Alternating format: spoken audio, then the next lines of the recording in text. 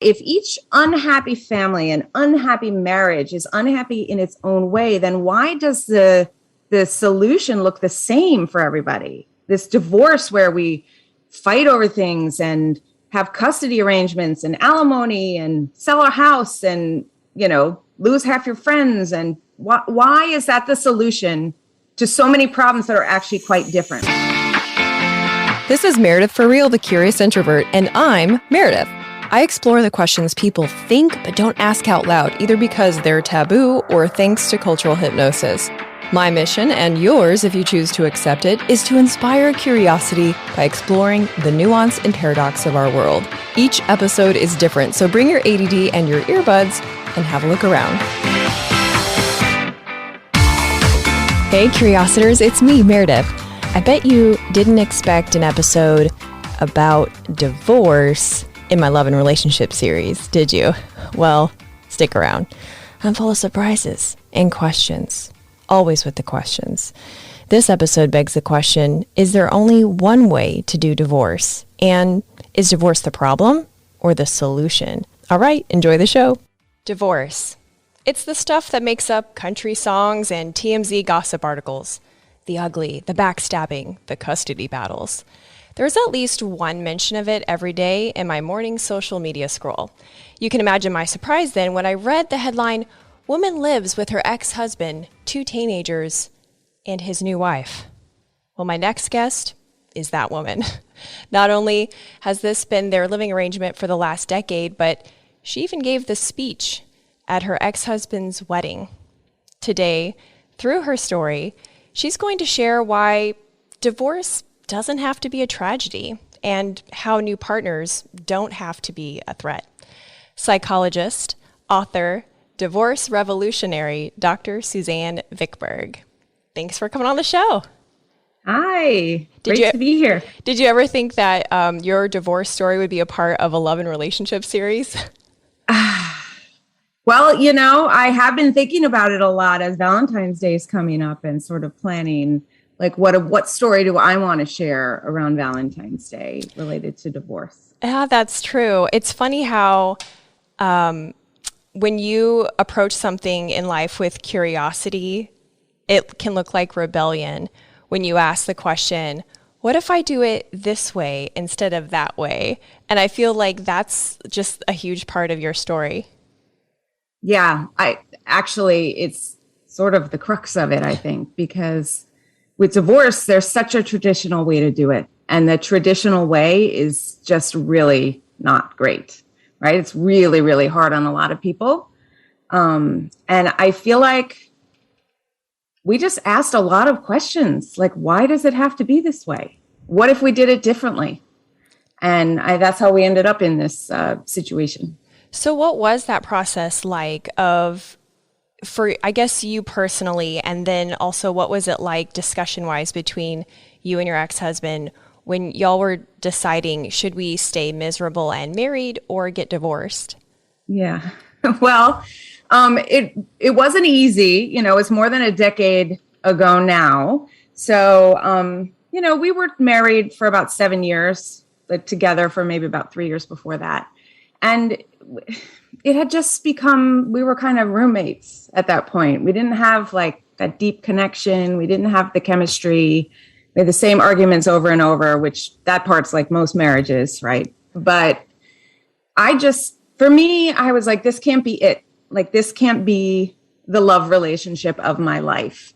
And when I first started talking about like wanting to get divorced, it's not that I wanted it, but he absolutely didn't want it. And at the time, I really honestly didn't think that far in advance. All I was saying was, we don't have to move out of the house.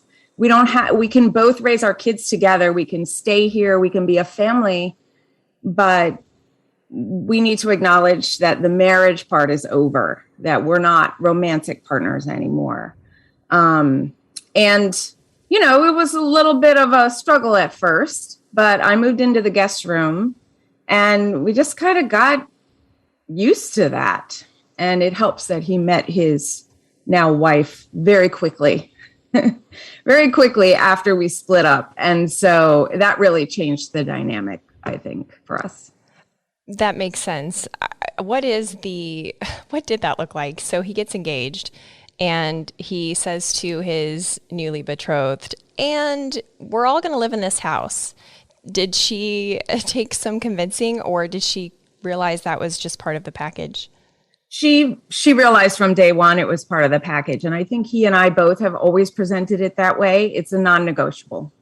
Like, I come with a family and an ex and, this strange living situation. When he started dating, he met her like 6 weeks after we split up. And we didn't know what we were doing really at the time, but he told her, this is my situation from day one. And, she of course paused a bit, but she was willing to just give it a try and see how it went. And, I met her, I don't know, maybe they had been together maybe 6 months before I met her, and the kids met her. And she just became part of the family over time. She actually contributed to the care of our children. She helped out. She wasn't just like a person hanging around. And when we ultimately put an addition on our house so that we could have a little more space and a little more privacy, she moved in. For a while she had just lived nearby, but she spent a lot of time here but didn't live here. She moved in, and they only got married 2 years ago, but they've been together, now for over 10 years. So they really didn't rush things, but she was really part of our family much sooner than when they got married. Wow, it sounds like you really got lucky with her. Totally. I got so lucky with her. And from the day I met her, she and I went out for a drink alone. Like, we just decided that was the most kind of low pressure way for both of us. So we went to the local bar here, had a drink. I liked her from the minute she walked in. And I was nervous. I didn't know that I would like her. But she was just so disarming right away. And she has always been so respectful of my role as the mother.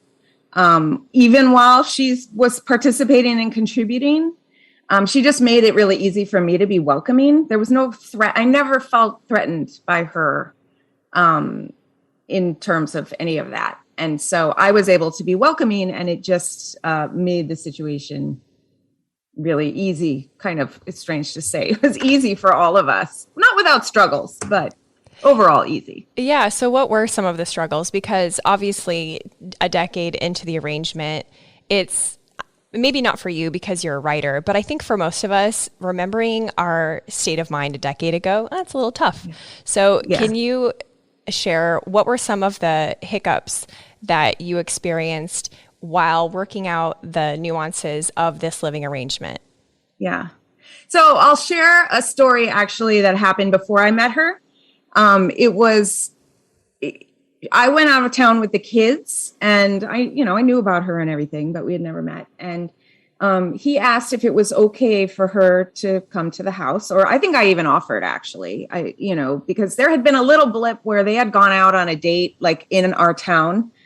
And I got a little bit upset because they went on like a double date to like the place where we always go, and we always used to go. And it was kind of, the neighbors didn't even understand that we were apart. So it felt sort of awkward for them to go on a double date with people that I knew to the place that was local. So anyway, we had a little bit of a blip around that in the beginning. It was just like getting used to this like new world. So when I was going out of town, he was being very respectful and asking what I was comfortable with. Can she come to Maplewood where we live? Is that okay with you? And I said, yes. And in fact, if you want her to come to the house, that's totally fine with me. So I went away. I came back. I was feeling, frankly, like kind of proud of myself and very like, I'm such a sophisticated person. I'm totally okay with all of this. And I got in the shower and I saw this pink razor that was not mine. Oh. And at first I thought it was really funny. I said, this is a great story for me to be able to tell. And it is a great story. I'm telling it now. But like in the beginning, like I'm going to tell my girlfriends over drinks, like my husband, I mean, he was still my husband at the time, but not in our minds, right? My husband's girlfriend left her razor in my shower. This is hilarious. Well, what happened was when I started telling people, even though I thought it was a funny story, they did not think it was funny. And all of my friends started saying, that is her. She did that on purpose. She is marking territory. She's sending you a message. Don't you dare think that that was an oversight. And suddenly I got all worked up. Like, how dare she do that? And I got very angry at him and told him she left something here, but I wouldn't even tell him what it was. Because I was like, you should not have let that happen. So anyway, the whole thing, it was just like my emotions, even though like this was a situation I had orchestrated, surprised me. And the expectations of my friends fed like an emotion that I hadn't even had until then. And that kind of thing doesn't happen anymore.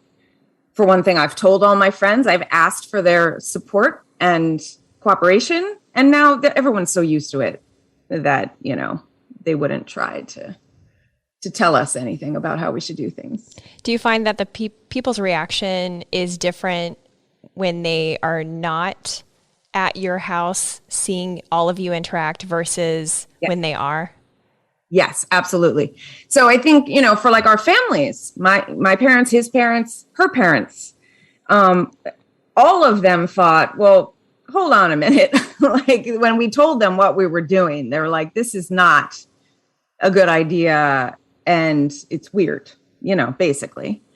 But I think for all of them, once they came and stayed with us at various, not all at the same time, but at various times, they understood. They said, now we get it. Like now we see how it's working and what you're doing and why it's good for the kids and why it's good for all of you. And it's the same with, people that I've dated. I mean, I don't bring every person I date through here, but when if I'm getting a little bit more serious with someone, they'll come over eventually. And they usually don't understand until they come here. And then they're like, okay, now I see what this is like. So that's interesting. What is the reaction of the guys that you date versus your ex-husband's new wife? Because I'm wondering if there's like a tendency for women to maybe be more accommodating or more flexible. And I'm curious if maybe there is an innate, territorial reaction from men, assuming that you date men. Yeah, no, I do. I'm not really dating anyone right now, but yes, men. But generally, okay. Yeah, I don't know. I mean, because we never really had experience with any woman in the situation other than Anna. And she's a special person. She's just very open-minded kind of person. So I don't really know if it's a gender thing. What I have found interesting is some men in the beginning are like, you're doing what? They're clearly just not okay with it. And they're also not a good match for me. I found some men right away were like, this is great. You're not going to try to have a baby with me. You're not going to try to marry me. You don't need anything from me. Oh, this is like amazing until you got several dates in. And then they started to say things like, well, I don't get how this is going to work like in the long term. Like, what if I want to live with you? Or like, the men with kids often are hoping for someone to kind of join their family. Right. And, I have said always, like, I have no intention of leaving here as long as my kids are still home. So how is your house set up? Because you mentioned a minute ago about adding an addition to the home. Yes. So for the first year, I just lived in the guest room. Like it was directly next door to his room. Oh. So for a year or more, for more than a year, we lived that way. But after about a year, I started feeling like, it would be great to have like a little bit of space. My kids were 3 and 5 when we split up. So, I was trying to date, it was, so I thought, well, maybe I'll get like a little apartment, just part-time, and I'll live here, but I'll go there. But then I thought, well, my life is complicated already. I have a full-time career. I have 2 kids. And so then I just started thinking, well, maybe we could add on to the house. And so we did. We got an architect and took out a loan and built what is basically a standalone apartment. So behind me, this is my bedroom. I have my own bathroom, and then there's a door to my left that connects to the hallway where the rest of the house is. So the kids are right there. I'm not like in a separate place. But then downstairs, I have my own stairs, and downstairs I have my own kitchen, my own living room, and my own front door. But there's also French doors that open onto their dining room. So when I want to, I can just close the doors. I can lock the doors. But there's a lot of in and out, like everyone just goes in and out. If my doors are closed, then the adults over there will knock before coming in. But if they're open, they'll just come in. And the kids just go wherever they want. Hey, Curiositors, just a quick pause to show gratitude to our sponsors and give you some special deals. Listen, if the last 2 years have given you a chronic eye twitch, you should consider trying medical marijuana. I highly recommend it. See what I did there? There's lots of ways for it to help you, so if you have questions and if you're the least bit curious, Google Empathic Practice Pensacola. It's the most non-intimidating way to get your medical card in Florida. Their in-house doctor and holistic support make them the easy choice. empathicpractice.us. If you've got backyard barbecue plans for 2022, but mosquitoes are not invited, I recommend Insect. I've been using their pest control service for several years now. They have a certified mosquito identification specialist on staff, and pollinator care is always top of mind.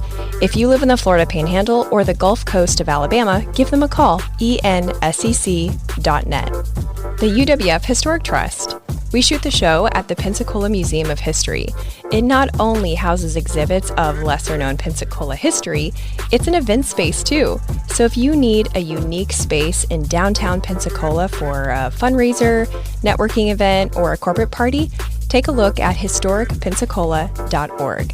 And if you want to tour one of the 12 museums, get your tickets in person so you can show the agent one of my emails and get $2 off an adult ticket. Get emails by texting REAL to 66866. Now back to the show. Well, I imagine there's a lot of advantages to having, certainly financially, to having multiple incomes and one household. Are there any other advantages that you found of having so many adults under one roof? Totally. So especially when the kids were young, someone's got to be home. Even late at night, it's not like you can go out if the kids are sleeping. But I always could because there was always somebody else here. And we had like a loose schedule, like who was going to cook dinner. But, my ex, his name is Tim. I don't know if I said that before. I can stop calling him my ex. But Tim is a personal trainer. It gets up very early in the morning. So he's not a go out at night kind of person. So he's almost always here in the evening. So I had total flexibility. I still do, with going wherever I wanted. It wasn't like, oh, Tuesday and Thursday is my nights at home. I can't go. And of course I'm home and I want to be with the kids, but it doesn't have to happen on a certain day. And back before COVID, when people traveled, if I had a work trip or a vacation I wanted to take without the kids, I didn't have to rearrange anything. I didn't have to prepare anything. I can just literally say, hey, by the way, these dates, I'm going to be gone. And then I can just leave. And, splitting the driving and the cooking and all of that stuff between 3 parents is amazing. No doubt. I think it's so interesting that the majority of the pushback that you got, or not the pushback that you got, but the pushback that you felt internally was from the reaction that you got. That it was from outside people saying, hey, this isn't right. Divorce should be, well, really they weren't saying this, it doesn't sound like it, but what they were saying without saying was divorce should be terrible. It should be complicated, and there should be lots of steps and arguing, and it shouldn't be so amicable and together. You definitely should be separate. I think you said somewhere that divorce is not a failure. It's one of our greatest accomplishments. What did you mean by that? I just mean that so many people think a divorce is a failure of your marriage. And to me, I'm like, our marriage led to the life that we have now, which is a pretty great life, by the way. And I feel like, this didn't just happen on its own. I mean, we put a lot into creating the life that we have. And so I see it as an accomplishment. And, we were lucky in certain ways. But we really, this is a very intentional creation. And that's why I see it as an accomplishment. And it takes a lot of creativity to make something that intentional. I think you said you had a couple of, I'll call them thought experiments for our audience. I would love to hear those.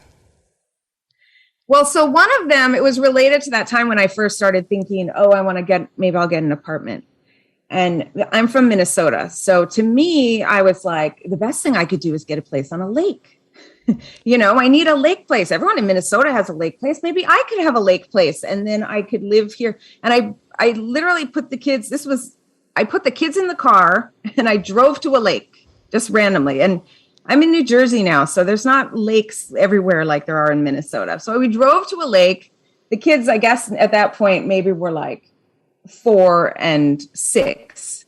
And we couldn't even get to the shoreline of the lake because it was all private property. And I'm sort of dragging the kids around, and it wasn't summertime. It was winter time. I just wanted to see the lake. We couldn't get to it. So I took them out to lunch. They of course didn't eat any of the food that I had bought for them. And I went home and I felt so demoralized. I thought I had this great idea. Turns out it's a terrible idea, and it just feels super complicated, and everything's hard with little kids, and I can't do this. But that was that. I literally got out of the car and went in the backyard and started looking around and said, could I add on here to this house? And it was through thinking through, like, what would it take for me to live away from this house part of the time? And, I thought, then I won't have the shoes I want or the book I want. Will always be at the other place. It would look like what kids go through when their parents usually get divorced, right? Where they always going back and forth. And I thought that doesn't feel good. I don't want to do that. And so then I had to come up with, but I didn't want to stay in the situation I was in either. So I had to come up with an alternative. So you're saying that part of the, I don't know, I guess some people would call it bravery of creating a life that is intentional and doesn't have to follow the rules, is having the bravery to ask yourself what you really want and trying out new thoughts around it. Totally. I mean, one of the things I encourage people to do, well, the first is really define what problem you're solving for if you think you're going to need a divorce, because, there's that Tolstoy line in Anna Karenina that all happy families are the same, but each unhappy family is unhappy in its own way. I don't know if I got that perfectly right, but it's something like that. And so I think about that. If each unhappy family and unhappy marriage is unhappy in its own way, then why does the solution look the same for everybody? This divorce where we fight over things and have custody arrangements and alimony and sell our house and, lose half your friends. And why is that the solution to so many problems that are actually quite different? Because if you think about, for an example, a marriage where there's abuse happening is very, very different than one where two people just fell out of love. But the solution is basically the same. So why on earth is that? So I encourage people get very clear about what problem you're solving for. And to do that, you have to go broad and deep and try to understand it from lots of different perspectives. But then you need to boil it down to its essence. So I call that your divorce problem. What is your divorce problem? What are you solving for? That's and interesting. For me, it was that I felt unsatisfied and disappointed and claustrophobic in my marriage because it didn't have the deep connection I craved. That was my problem. It didn't require me to have all the elements of traditional divorce in order to solve that. And so the second piece is then create a divorce vision. or a life vision. If it's not about divorce, like any problem in your life, what are you aiming for? What do you want it to look like? And for me, that was something like, how can we end this marriage and create a life that allows me the freedom to find the connection I'm looking for while nurturing our family, causing the least possible pain for everyone involved, and leaving everyone better off. That was my divorce vision. And if you can get that clear about what you want to do, then pretty soon you can see that the solutions to that are not the same as this traditional divorce path. Well, yeah. I mean, when you think about divorce, I mean, I always thought like, okay, so that's the problem. But what you're saying is we kind of are incorrectly reversing it. And we're saying divorce is the problem. And I mean, we're kind of doomed, I guess, if we get that order wrong. But if you're saying like, what I want in life is the X, and X, the lack of X is the problem. And so either we can create X or we can create a new life in which divorce is a part of the equation, not necessarily the problem.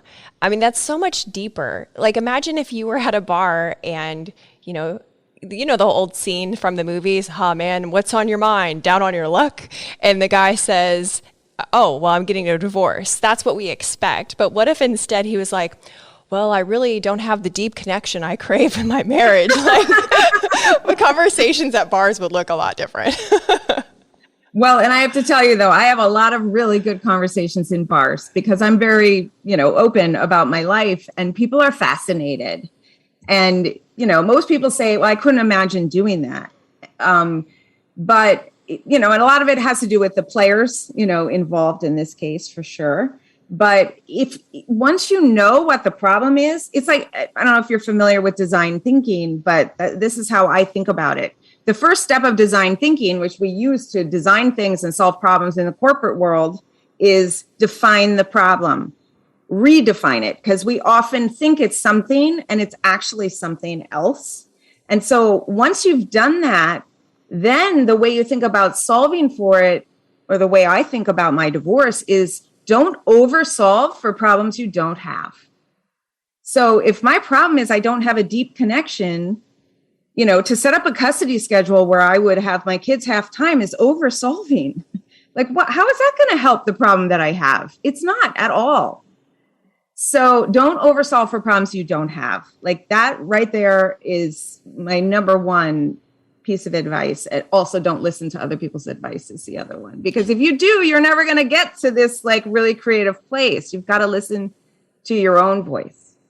I think we undervalue creativity across the board. Creativity for mental health solutions, which I'm sure you probably feel the same as a psychologist. Creativity for relationship solutions, and finding creative solutions to create a positive microculture is kind of what you do professionally, right?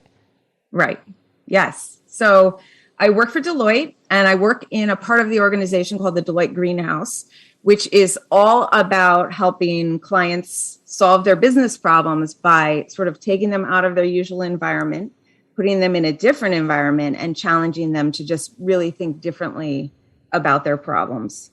And, the design thinking, which I mentioned a moment ago, is one way in which we do that. And there are many other ways. And so I'm sort of now taking some of those same techniques and ways of thinking about problems and saying, you can apply this to divorce. It's not only for solving problems that big businesses and teams have. I love that, because it really represents the whole person.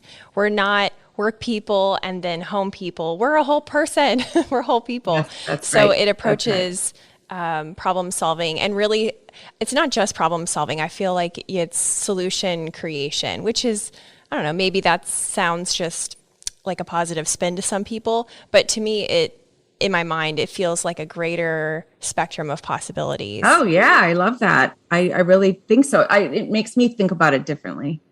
So I know you have a book in the works about your unique situation, but where can people stay in touch with you in the meantime while we're waiting for it to make its debut? Yes. So I am working on a book. It probably will be called Divorce by Design. People can follow me on Instagram at Divorce by Design. That's Divorce X Design, like South by Southwest. They can connect with me on LinkedIn, Suzanne Vickberg. I do a lot of activity on LinkedIn, and they can go to my website, which is also divorcebydesign.com, and sign up to get updates. And I will share them as I get closer to getting that book out there. Perfect. Thank you so much. This was amazing. Thanks for listening. If you loved a couple episodes of the show, help me let others know by leaving a rating and review on Apple Podcasts. Just share where you're listening from and why you liked a certain episode. And if you liked this episode, you'll also like the one about how ADHD can impact romantic relationships. That's episode 73. Stay tuned next week when I talk with the curator of an antique vibrator museum. Talk to you then.